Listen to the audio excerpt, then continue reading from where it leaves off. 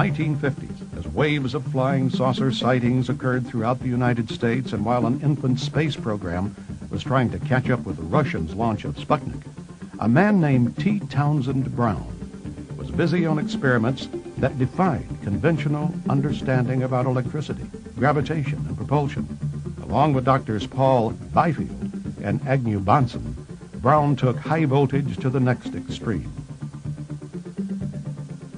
In this rare home movie, the earliest experiments in electrogravitics are recorded.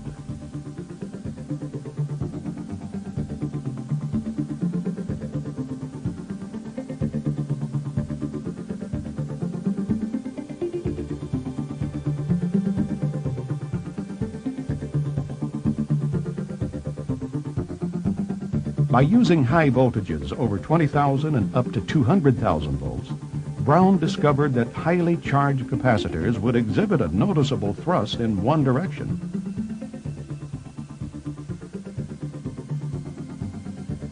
Although awarded a patent for his electrokinetic generator, no one has ever reproduced his experiment until recently. Larry Davenport, shown here demonstrating his replication of Brown's electrokinetic apparatus, explains.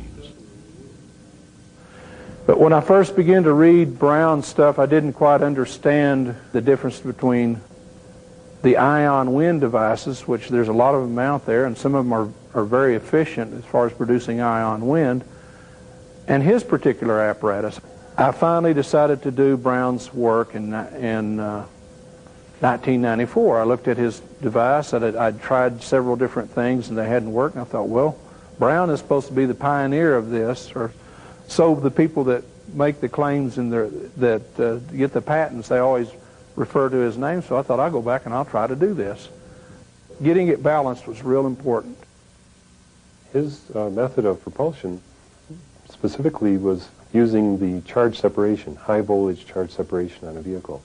He found that circular craft were better for that application than winged craft. However, recently we found through Dr. Paul LaViolette's research that the B-2 bomber actually seems to qualify as an electrogravitic craft. The military has admitted that it electrically charges the forward leading edge of the wings. There's also a very high dielectric being used. Depleted uranium is used on the forward edge of the wings. And whether or not there are other applications for that technology in that design, we're recognizing that because the exhaust gas is also negatively ionized, that all of a sudden we have the high voltage charge separation that's necessary to provide an extra propulsive force, especially at high velocities. So electrogravity in that aspect is a very simple process, but does provide a good amount of force for a very small amount of energy input. As with many other promising inventions developed during the Cold War years, the National Secrecy Act prevented scientists like T. Townsend Brown from commercializing or even publicizing any technology which could potentially be interpreted as having a military application.